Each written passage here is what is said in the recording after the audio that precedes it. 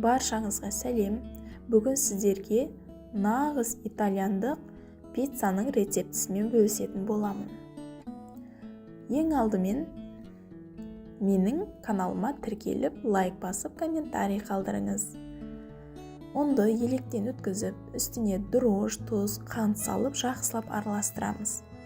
Бөлме температурасындағы жылы суды үстіне құйып, қамыр илейміз.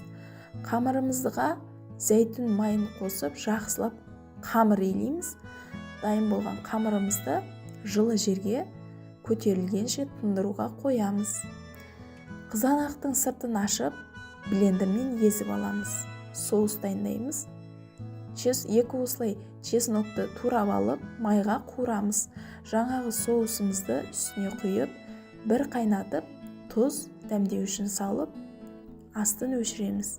Дайын болған қамырымызды екінші мәрте қайырып, қайтарып, тағы тындыруға қоятын боламыз.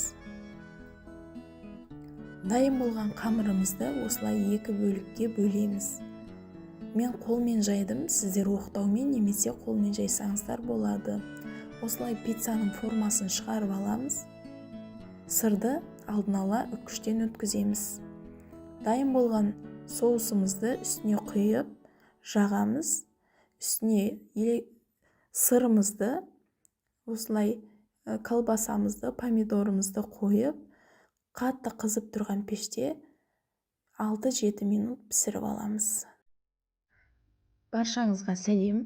Бүгін сіздерге дәл дүкендегіден де асып түсетін, жұмсақ болып шығатын, күнде таңертең балаларыңызға 15 минутта жасап беруге болатын венский вафлидің рецептісімен бөлісетін боламын. Менің каналыма тіркеліп, лайк басып, ұнаса пікір қалдырыңыз. Ең алдымен 2 жұмыртқаны жарып, үстіне шекер салып, жақсылап араластырамыз.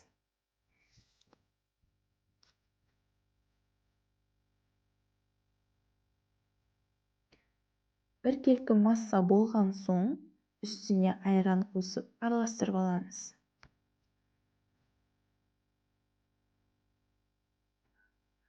Одан соң үстіне сгущенка салып, тағы да араластырамыз.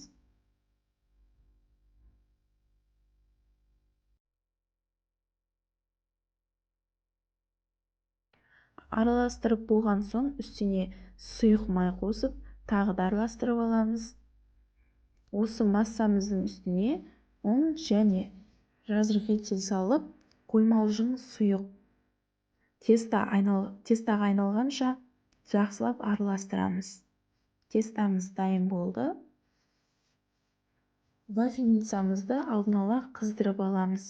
Мен май жақпай бірден тестаны салып 5-7 минутқа екі жағы қызарғанша пісіріп алдым.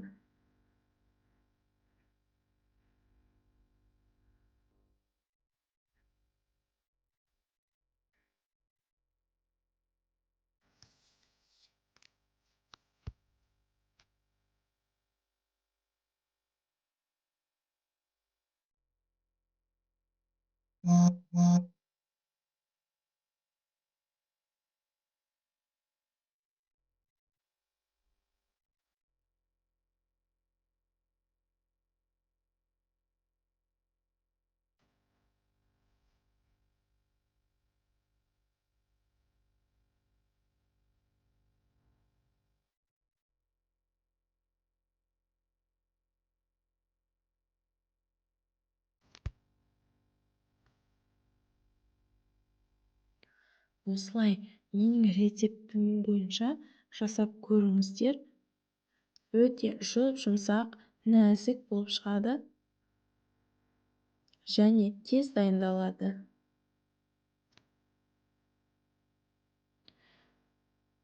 Астарыңыз дәмді болсын. Егер видеоның соңына дейін қараған болсаңыз, менің каналыма тіркеліп, лайк басып. Баршаңызға сәлем. Бүгін сіздерге 15 минутта жасалатын, қонақ келгенде тез дайын болатын, қарапайым ғана заттардан жасалатын, жақсы желінетін таптырмас салаттың рецептісімен бөлісетін боламын. Алдымен сәбізді осылай теркадан жақсылап өткізіп аламыз. Мен 2 тарелкаға арнап жасадым. Сіздер құрамындағы заттарды 2 еселеп көбейтіп жасасаңыздар болады. Дәмі керемет болып шығады, әсіресе палаумен жақсы желінеді. Менің каналымды қолдау мақсатында тіркеліп, лайк басып, ұнаса пікір жаза кетіңіз.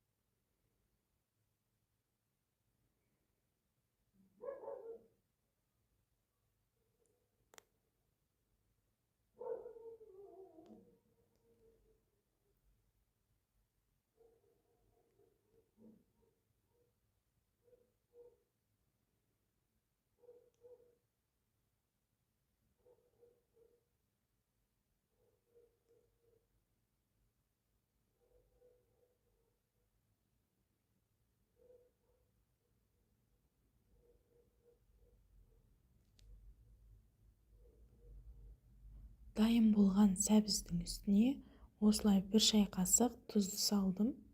Одан соң сарымсақты теркадан өткіздім. Сіздер турап, майдалап турап қоссаңыздар да болады.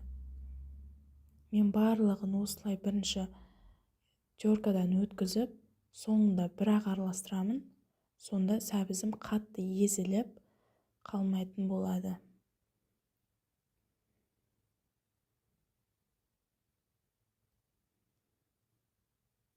Одан соң капустаны 4 бұрышты етіп кесіп, жақсылап кесіп аламыз.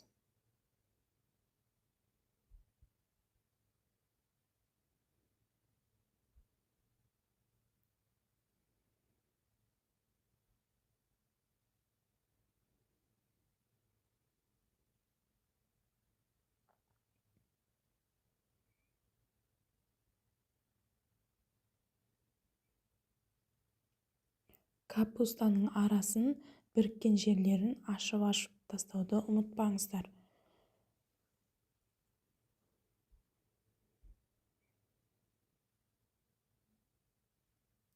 Одан соң магазиннен осындай чим-чим деген дайын соусы бар. Соны 3 ас қасық қостым. Сіздер қалауларыңызға қарай 3 немесе 4 ас қасық қоссаңыздар болады. Осы кезде жақсылап қатты мұжбай араластырып аламыз.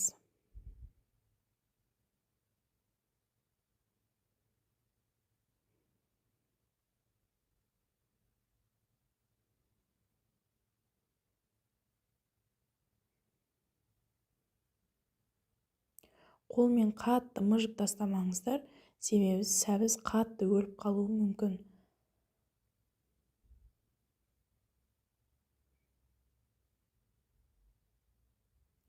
Осылай дайын болған сәбіз салатымызды ұсына беруімізге болады.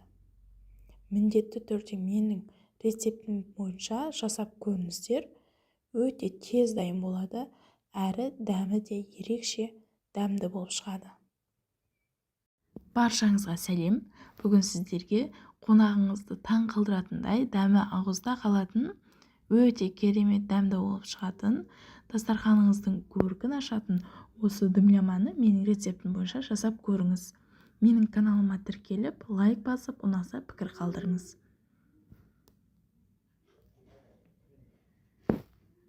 Ол үшін бізге үлкенірек етіп туралған ет қажет. Менде сиыр еті, сіздер қалауларыңыз бойынша қолдана берсеңіздер болады. Одан кейін жарты капуста, картоп, мен бір порцияға арнап жасадым. Яғни бір тарелка шығатындай. Сіздер құрамын көптеу етіп жасасаңыздар болады. Сәбіз, пияз, дәміне қарай тұз және кинза қосамыз.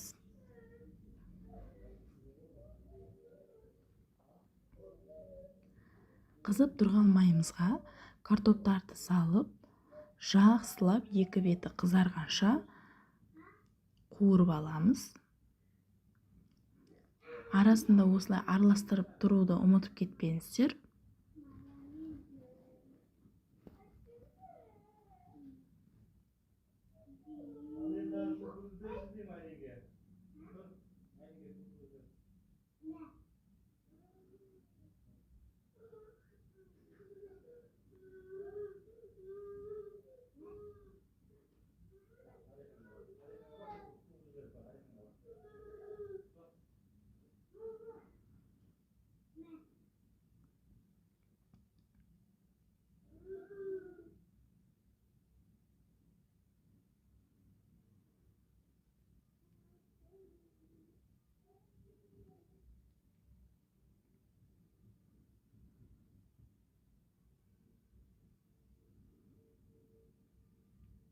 Дайын болған картоптарымызды бөлек ыдысқа салып аламыз.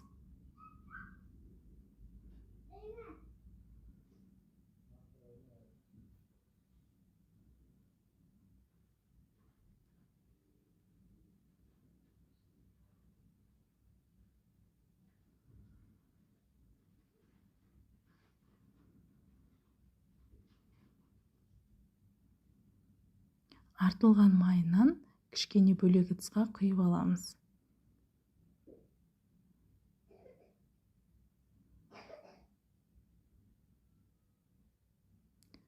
Енді жақсылап еттерді 5 минуттай қызартып қуырып аламыз.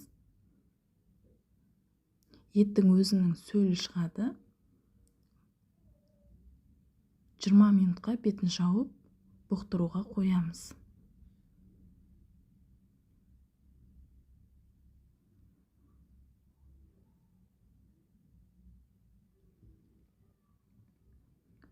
Жиырма минут өткеннен кейін еттерді тағы да араластырып алып, үстіне пияз салып, жақсылап араластырып, тағы да баяу отта 20 минутқа қоямыз.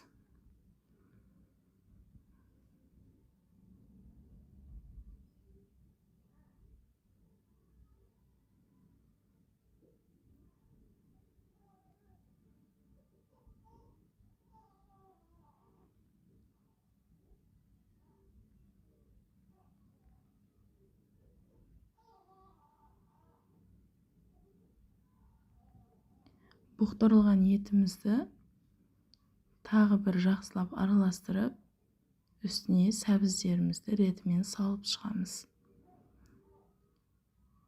5-10 минутқа бетін жауып, бұқтырып аламыз.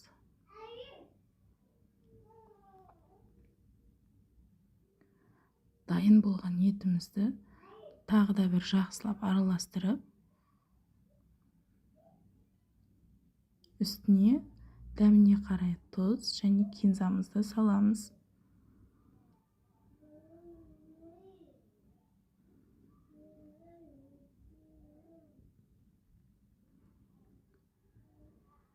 Үстіне картоптарымызды ретімен жақсылап орналастырамыз.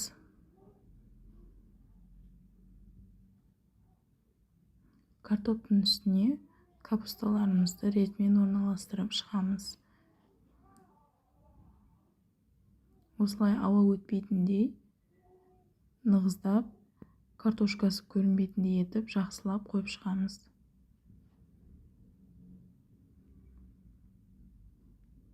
Бөлме температурасындағы суды жарты пиала су құйдым.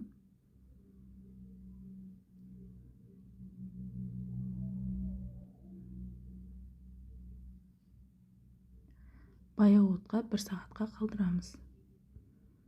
Тамағымыз дайын болды.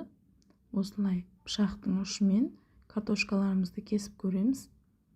Жұмсақ болды. Демек, тамағымыз дайын деген сөз.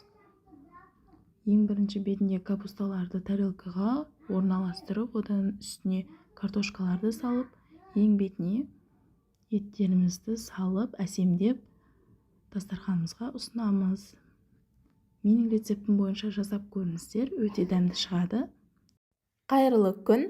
Бүгін сіздерге ағзамызға өте пайдалы, дәруменге бай, күнделікті жегенге де тамақ рационымызда болып керек, өте тойымды, құрамы қарапайым ғана заттан жасалатын фасоль салатының рецептісімен бөлісетін боламын.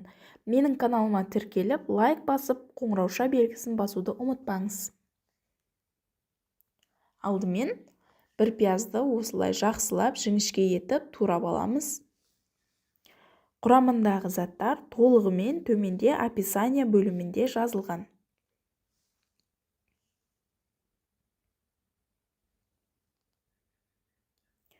Одан соң екі сәбізімізді үккіштен өткізіп аламыз. Мен екі тарелкаға арнап жасадым.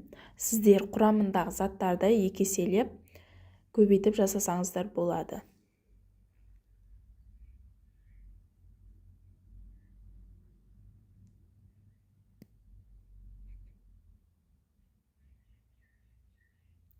Қызып тұрған табамызға зәйтүн майын құйып, үстіне пиязымызды салып, жақсылап қызарғанша қуырып алатын боламыз.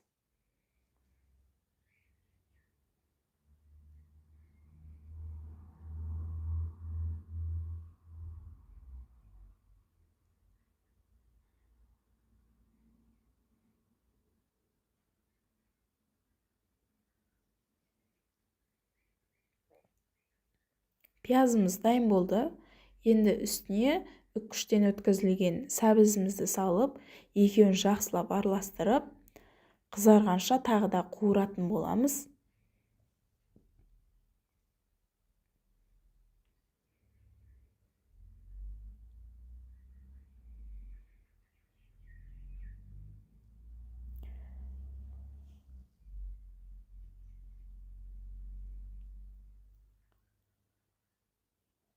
Подливамыз дайын болды. Менде алдын ала қайнатылған дайын фасоль, үстіне дәміне қарай тұз, қара бұрыш қостым. Подливамызды салып, жақсылап араластырамыз. Қалауларыңыз бойынша аз көп қолдансаңыздар болады. Салатымыз дайын болды. Тарелкаға салып, дастарханға ұсына берсек болады. Міндетті түрде менің рецептім бойынша жасап көріңіз. Ас болсын. Каналыма қош келдіңіз. Бүгін сіздерге үй жағдайында пешке дайындалатын жұмсақ, жегенге ыңғайлы, дастарханыңыздың сәнін келтіретін, тандыр наннан асып түсетін осындай кішкентай нандарды дайындайтын боламыз. Менің каналыма тіркеліп, лайк басып, ұнаса пікір қалдыра кетіңіз. Алдымен жылы суға тұзымызды салып, жақсылап ергенше араластырып алатын боламыз.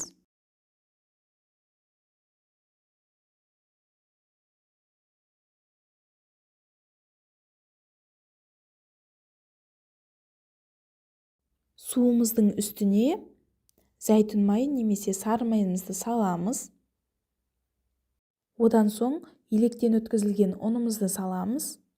Оның бетіне құрғақ ашытқымызды салып, жақсылап қолға жабыспайтындай жұмсақ қамыр дайындайтын боламыз.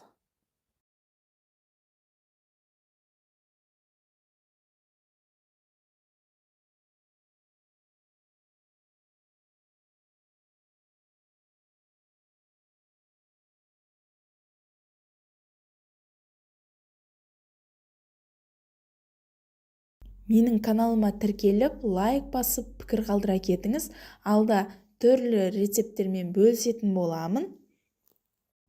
Қамырымыз дайын болды. Осындай видеодағыдай қатты, тығыз болу керек. Бетін целлофанмен жауып, жылы жерге 2-2,5 сағатқа қалдыратын боламыз. Қамырымыз дайын болды. Менде 2 сағаттай тұрды. Осы қамырымызды енді 6 бөлікке бөліп, әр бөлікті домалақ пішінге келтіріп алатын боламыз.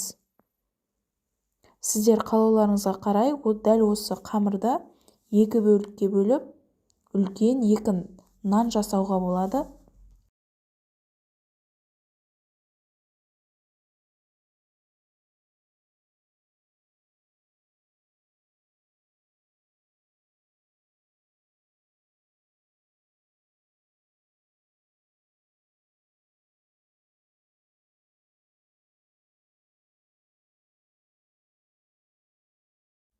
Осы әр бөліктен домалақ форма шығаратын боламыз.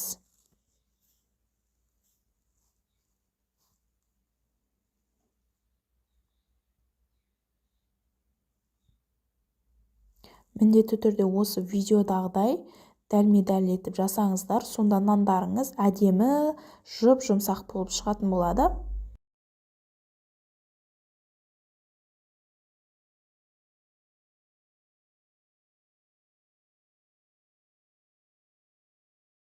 Дайын болған қамырымызды 10-15 минутқа тындыруға қойып алатын боламыз.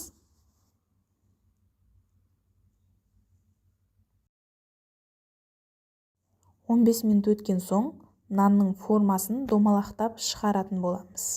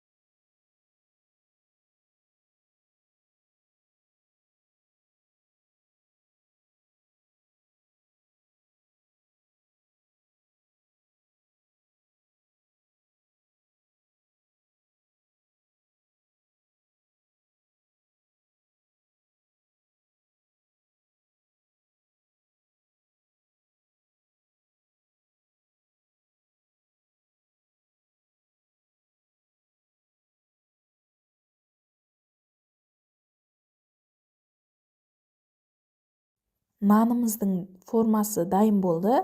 Енді беттерін осылай вилкамен тесіп шығатын боламыз.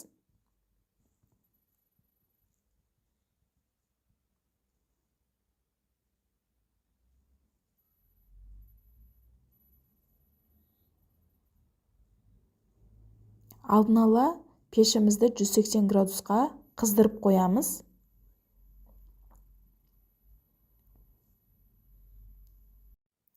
Нандарымызды табаға салып, бетіне жұмыртқаның ағын немесе сарысын жақсаңыздар болады.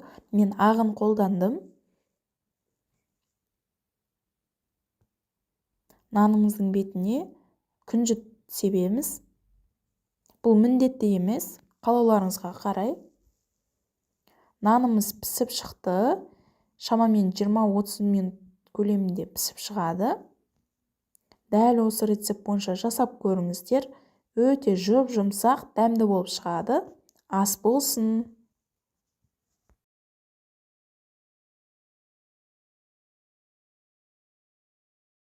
Каналыма қош келдіңіз.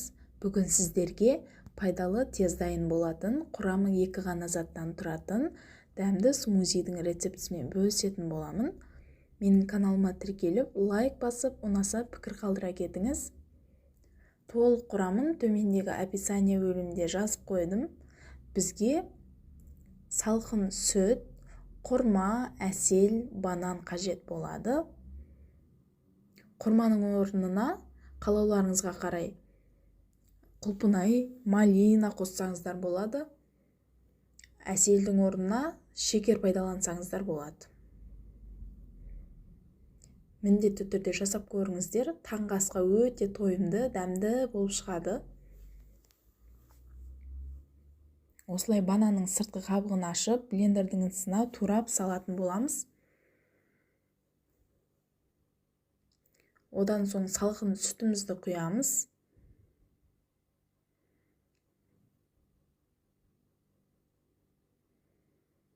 Әселімізді саламыз.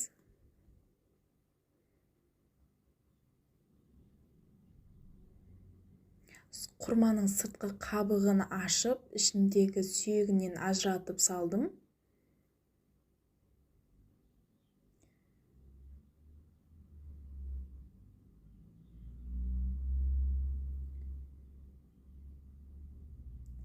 Енді блендермен жақсылап араластырамыз.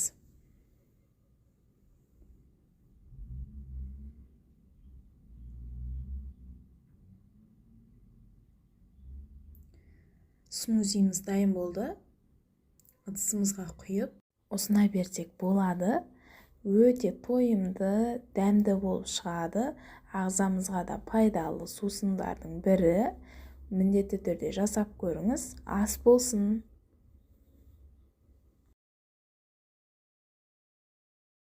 Қайырлы күн.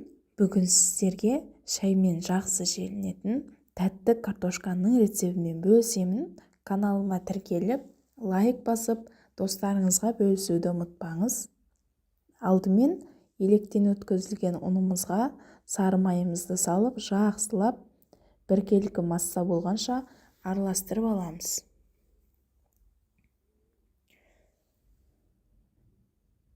Құрамындағы барлық заттар толығымен төменде описание бөлімінде жазылған.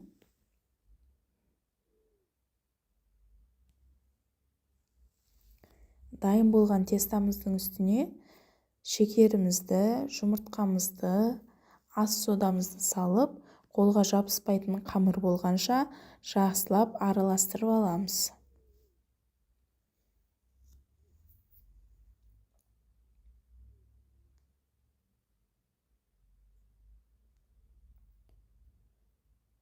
Тестамыз дайын болды. Табамызға пергамент қағазын төсеп, қамырымызды теркадан өткізіп аламыз. Алдын ала пешімізді 180 градусқа қыздырып қоямыз.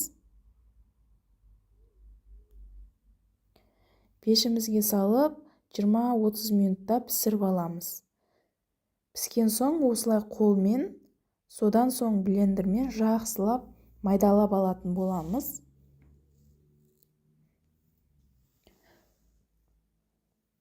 Қатты майдалаудың қажеті жоқ. Алдымен жаңғағымызды майдалап, одан соң піскен печеньемізді қажет мөлшерде блендермен майдалап алатын боламыз.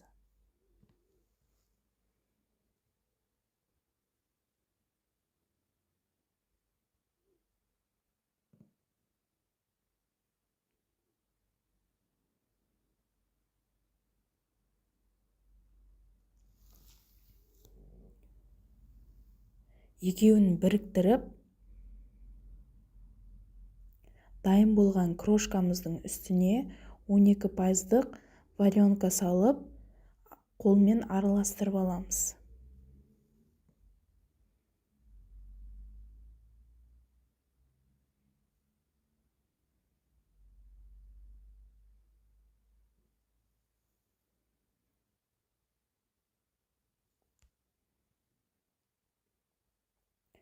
Дайын болды. Енді домалақтап форма жасайтын боламыз. Сіздер қалауларыңызға қарай жасасаңыздар болады.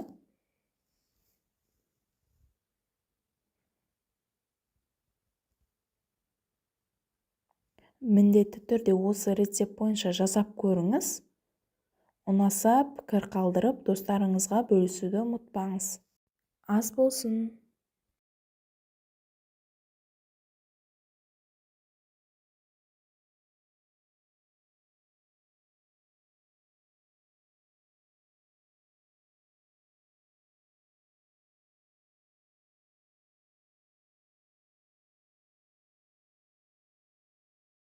Қайырлы күн. Бүгін сіздерге балаларыңыз сүйсініп жейтін, өте жұп-жұмсақ, дәмі керемет болып шығатын сосиска в тестенің оригинал рецептісімен бөлісетін боламын. Менің каналыма тіркеліп, лайк басып, қоңырауша белгісін басуды ұмытпаңыз. Алдымен жылы суымызға тұз, шекер, ашытқымызды салып, араластырып, үстінен електен өткізілген ұнымызды салып, жақсылап қамыр илейтін боламыз. Толық құрамы төменде описание бөлімінде жазылған.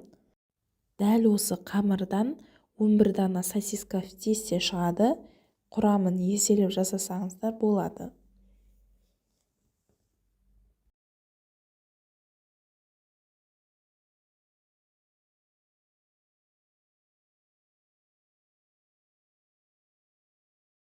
Қамырымызды толығымен араластырып болған соң үстіне зәйтүн майын қосамыз. Сіздер қалауларыңыз бойынша кез келген май қолдансаңыздар болады.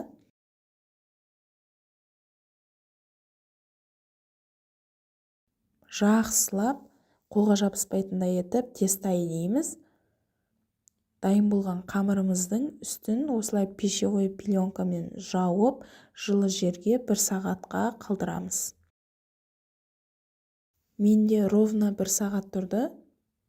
Ашыған тестамызды тағы да қайтара бір илеп, 10-15 минутқа демалдыруға, тындыруға қоятын боламыз.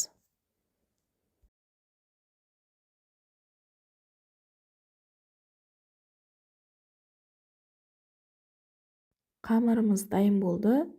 Енді оны бөліктерге бөліп, форма шығаратын боламыз.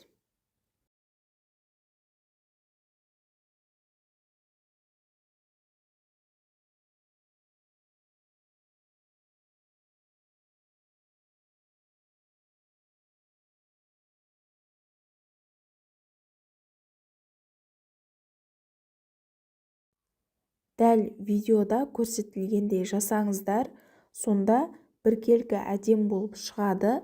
Қамырымызды орағанда қатты тартып, қысып орамаймыз, себебі қамырымыз көтерілмей қалуы мүмкін.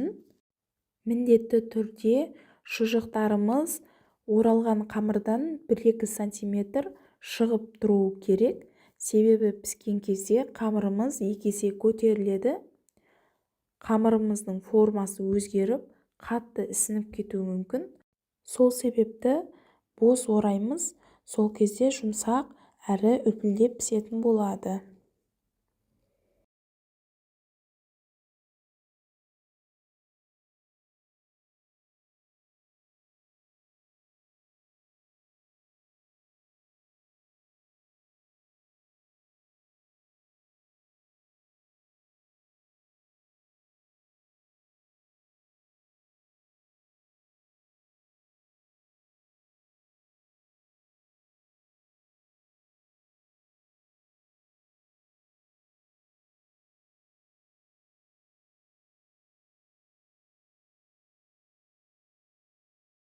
Сосиска в тестамыз дайын болды. Енді оны табамызға салып, 10-15 минутқа жылы жерге көтерілгенше қойып алатын боламыз.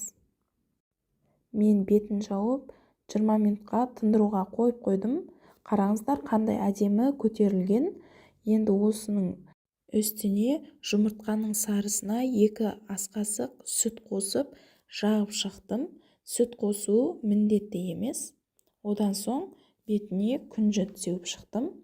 Алдын ала қыздырылған пешімізге 180 градуста 30-35 минутқа пісіріп аламыз.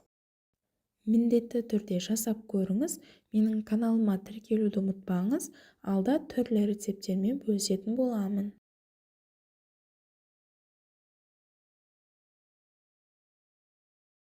Қайырлы күн. Бүгін сіздерге бір жасағаннан үлпілдек, жұмсақ дәмді болып шығатын, оқтау мен ұнды қажет етпейтін дәмді пирожкидің рецептісімен бөлісетін боламын. Менің каналыма тіркеліп, лайк басып, қоңырауша белгісін басып қойыңыз. Алдымен ыдысымызға жылы суымызды құйып, үстіне тұз, ашытқы, майонез салып, жақсылап араластырып аламыз.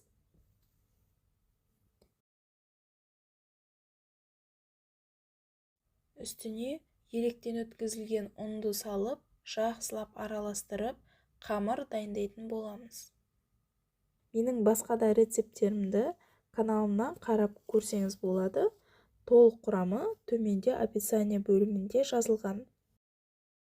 Дайын болған қамырымызды 1,5 сағатқа бетін жауып, жылы жерге көтерілгенше тындыруға қоямыз. Қамырымыз көтерілгенше салмасын дайындайтын боламыз. Картофелімізді таза әрі тез қайнап пісу үшін сыртын ашып, турап суға салып қайнатып аламыз.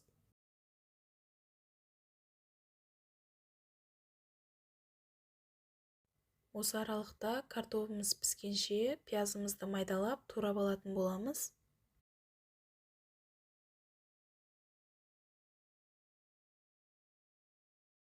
Табамызға май құйып, қыздырып алып, үстіне туралған пиязымызды салып, жақсылап араластырып, қызарғанша қуырып алатын боламыз.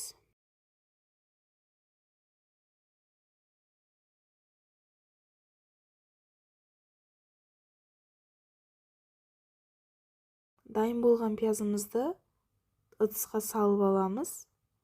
Піскен картофелімізді үстіне салып, жақсылап езетін боламыз.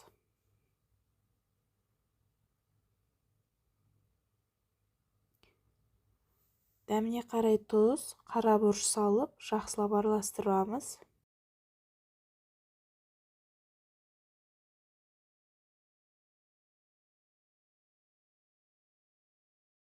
Салмамыз дайын.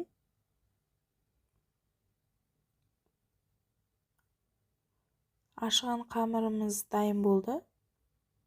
Енді оны бөліктерге бөлетін боламыз. Алдымен қамырымыз жабыспас үшін сұйық май жағып аламыз.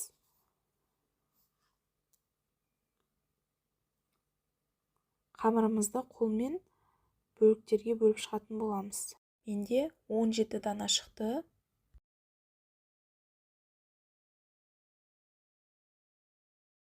Әрбір қамырымыздың үстіне қажетті мөлшерде салмасын салып, видеода көрсетілгендей қамырымыздың формасын жасап шығамыз.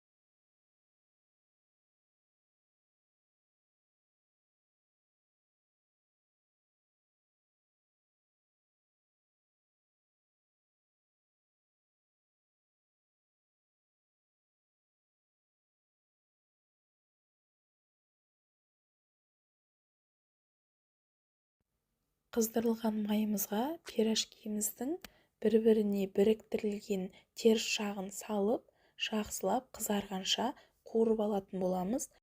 Сонда пирожкиміздің салмасы сыртқа шығып, біріктірілген жері ашылып кетпейтін болады.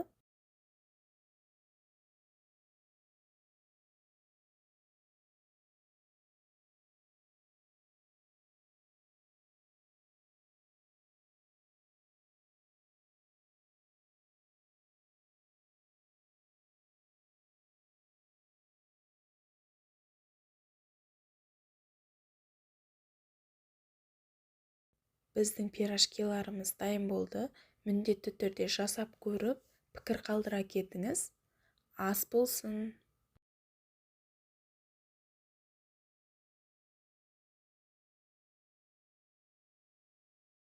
Сәлем достар! Бүгін сіздерге бір жасағаннан шығатын, туған күнге өзіңіз дайындауға болатын оригинал хит торттың бірі Вупи пайдың рецептісімен бөлісетін боламын. Менің каналыма тіркеліп, лайк басып, достарыңызға жіберіп қойыңыз. Мені жоғалтып алмас үшін қоңырауша белгісін басып қойыңыз.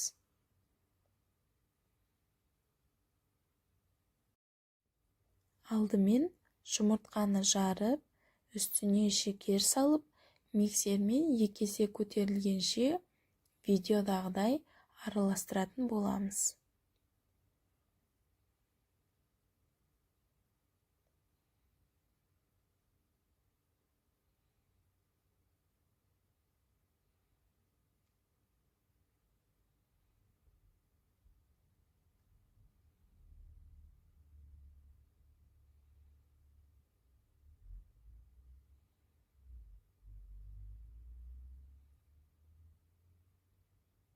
осындай қоймалжың масса болу керек.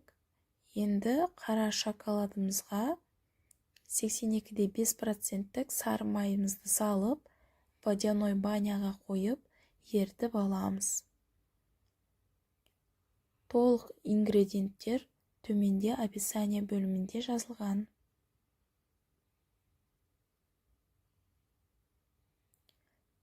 Еріген шоколадымызды алдыңғы массамызбен біріктіріп, біркелкі болғанша миксермен араластырамыз.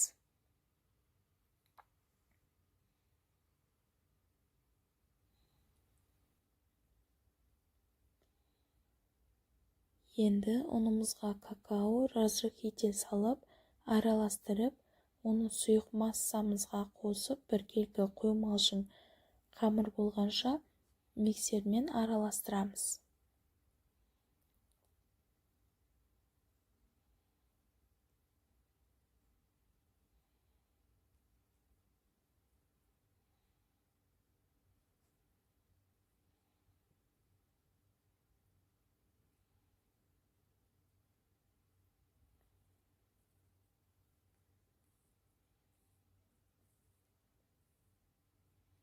Осы аралықта пешімізді 180 градусқа алдын ала қыздырып қоямыз.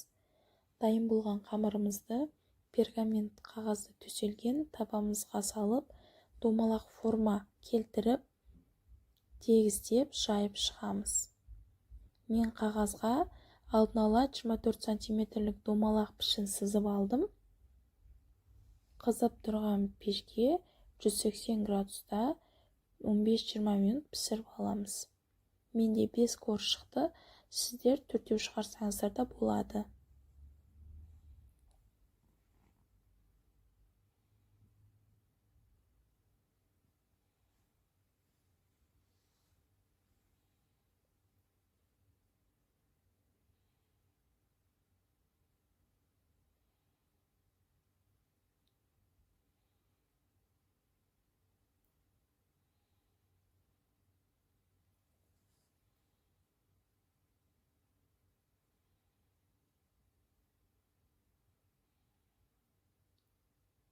Енді торттың кремін дайындайтын боламыз.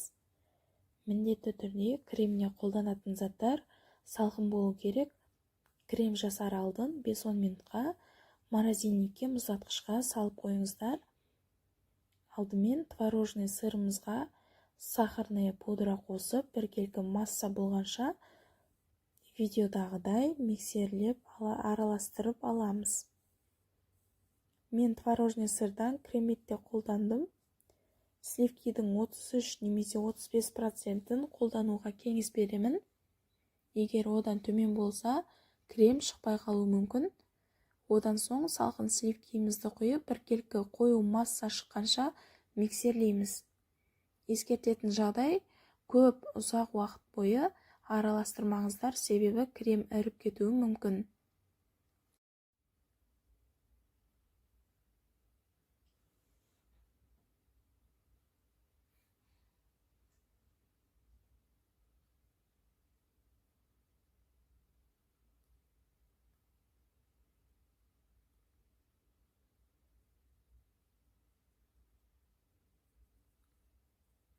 Дайын болған кремді жарты сағатқа холодильникке қойып алатын боламыз. Дайын болған кремді бірдей 4 мешокқа 4-5 қасықтан салып бөліп алатын боламыз.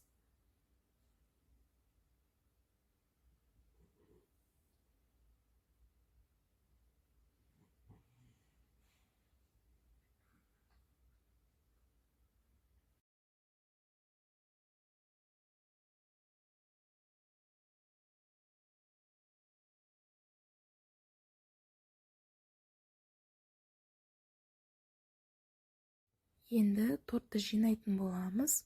Дәл видеодағыдай мен сияқты жасаңыздар. Мен тортты алдын ала бір күн бұрын жасап, холодильникке 1 суткаға қойып қойдым. Сол кезде коржына кремі сіңіп, влажный болып шықты. Сіздер асығыс болсаңыздар, сүтпен коржына пропитка жасасаңыздар болады.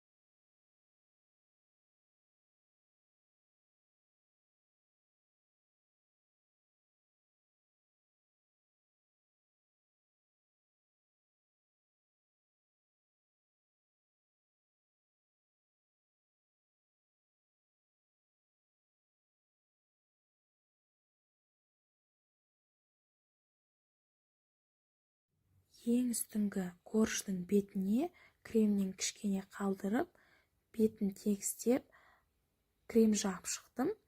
Сол кезде бетіне құйған шоколадымыз сіңіп кетпей, тегіс болып тұрады. Енді торттың бетіне ганаш дайындаймыз. Шоколадымызға сары май мен сливкимізді қосып, водяной баняға қойып, ертіп аламыз. Ыстықтай торттың бетіне құйып, тегістеп, видеодағыдай жағып шығамыз.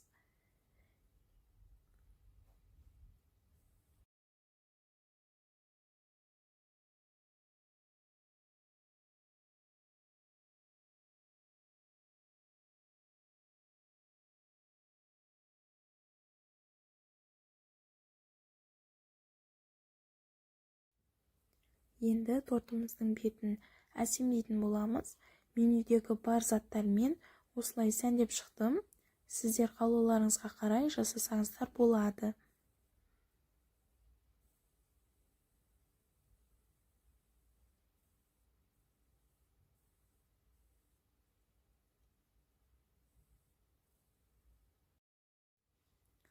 Тортымыз дайын болды.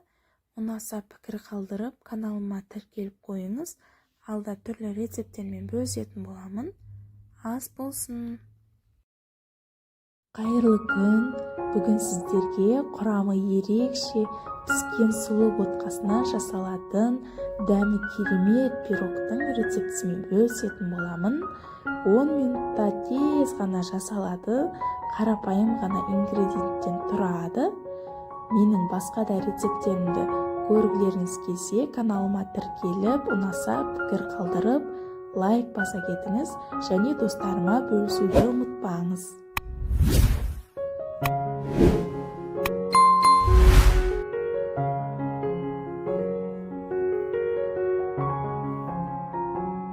Алдымен құрғақ ыдысымызға 2 жұмыртқамызды салып, үстіне шекер қосып, жақсылап видеодағыдай араластырып аламыз.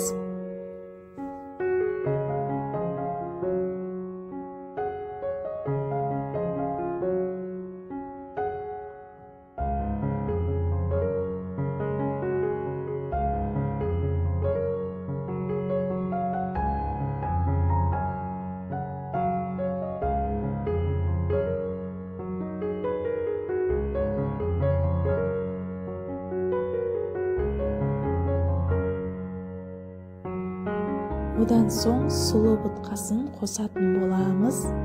Менде таза қолдың үстіне пісірілген. Қаласаңыз жарма ұнтағынан ботқа жасасаңыздар да болады. Екеуінде де аса бір айырмашылық болмайды. Балаларыма жасаған ботқадан осылай артылып қалса, мен үнемі үйге осындай дәмді пирог жасап беремін. Иісі де өте керемет. Бүкіл үйді алып кетеді. Міндетті түрде жасап көріңіздер. Жұмсақ, биік, керемет болып шығады. Бір жасап көрулеріңізге кеңес беремін.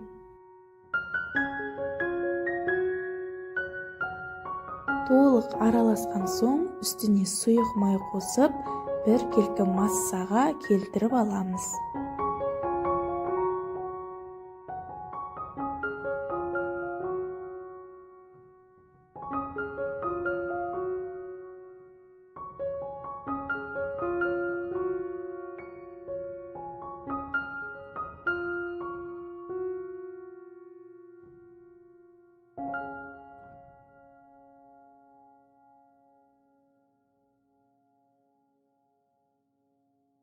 Одан соң ұн, разрыхитель салып, жақсылап түйіршік қалдырмай араластырамыз.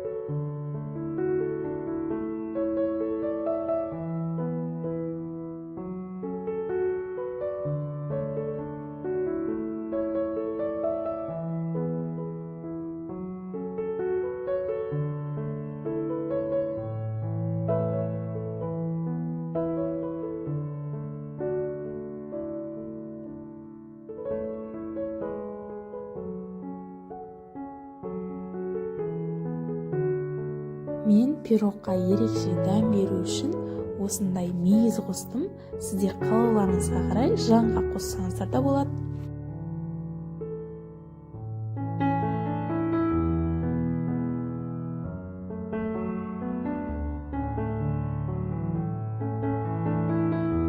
Тестамыз дайын болған соң табамызды осылай майлап аламыз.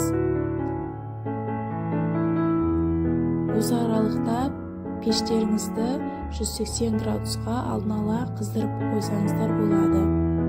Одан соң ұн сеуіп шықтым. Ұн сепсеңіздер пирогтарыңыз жабыспай табадан оңай алынатын болады. Тестамызды формаға салып 180 градуста 30-40 минутқа пісіріп алатын боламыз.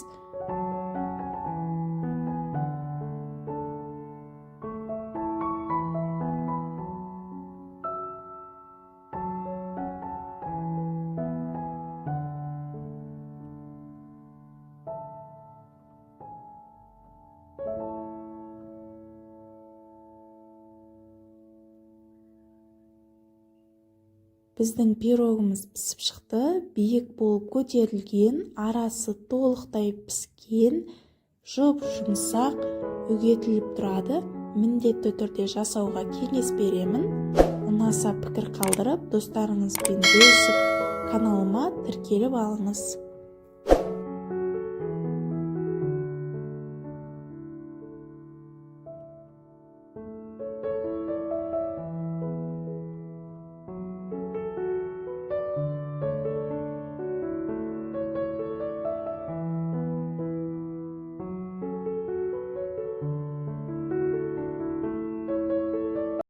Қайырлы күн! Бүгін сіздерге жұп-жұмсақ дәмді рулеттің рецептісімен бөлісетін боламын. Менің каналымнан басқа да рецепттерді көре аласыздар. Ол үшін менің каналыма тіркеліп, ұнаса видеоға лайк басып, комментарий қалдыра кетіңіз. Алдымен таза құрғақ ыдысымызға 4 жұмыртқаны жарып, үстіне шекер салып, видеодағыдай 2 есе көтерілгенше жақсылап миксермен араластыратын боламыз.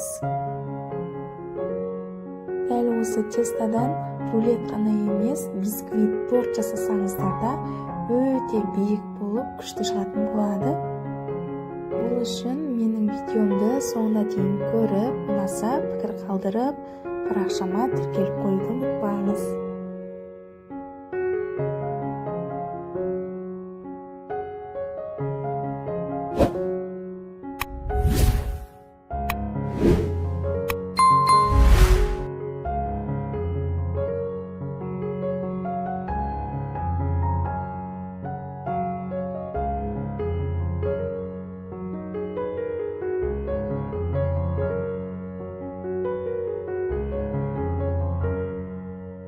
Біздің массамыз 2 есе көтеріліп дайын болды. Енді ұнымызға разрыхитель қосып, екеуін жақсылап араластырып аламыз.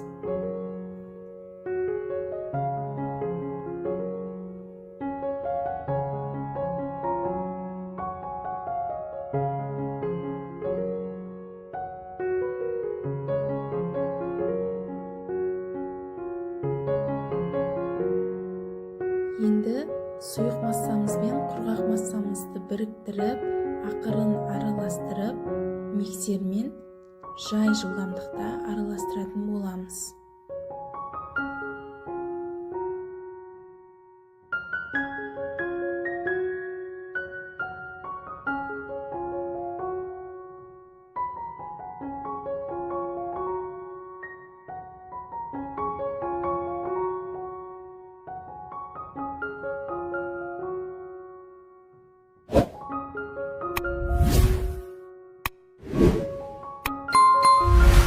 Жақсылап араластырып болған соң, үстіне сұйық май мен сүтімізді құйып, тағы да миксермен араластырып алатын боламыз.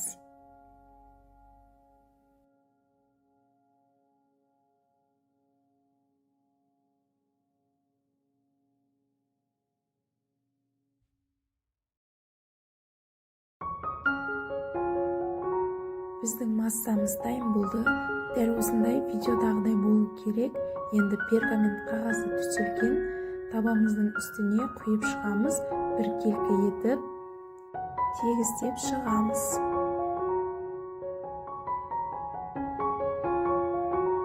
Дайын болған тестамызды 150 градуста 20 минуттай пісіріп алатын боламыз. Пісіру кезінде печкамыздың есігін ашуға болмайды, себебі бисквитіміз бірден төмен түсіп піспей қалуы мүмкін. Біздің бисквитіміз, рулетіміз дайын болды. Енді оны ыстықтай күйінде осылай пергамент қағазына орап алатын боламыз. Сонда формасын жақсы ұстайтын болады.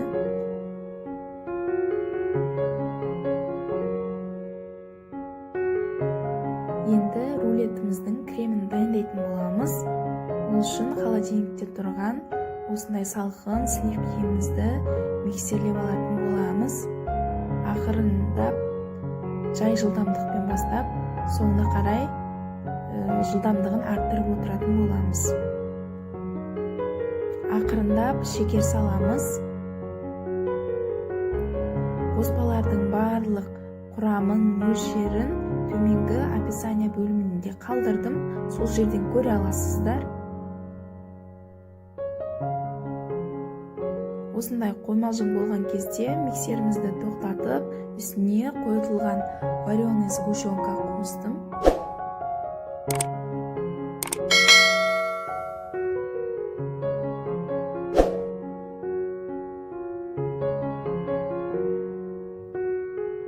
Енді тағы да миксермен араластырып алатын боламыз.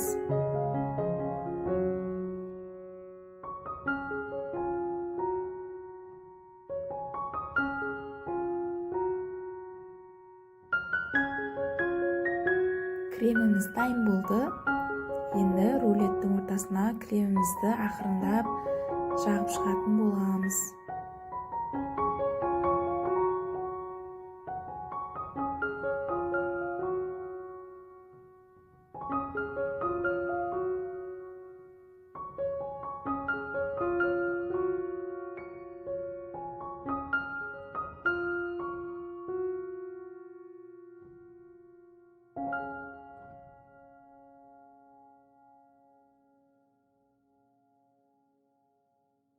Рулетіміздің екі жағын осылай артық жерін кесіп алатын боламыз. Одан соң артылған кремімізді кішкене осылай рулетіміздің бетіне жағып шығамыз, біркелкі етіп. Одан соң үйде бар шоколадты қолдансаңыздар болады, осылай әсемдеп шықтым. Сіздер қалауларыңызға қарай безендірсеңіздер болады.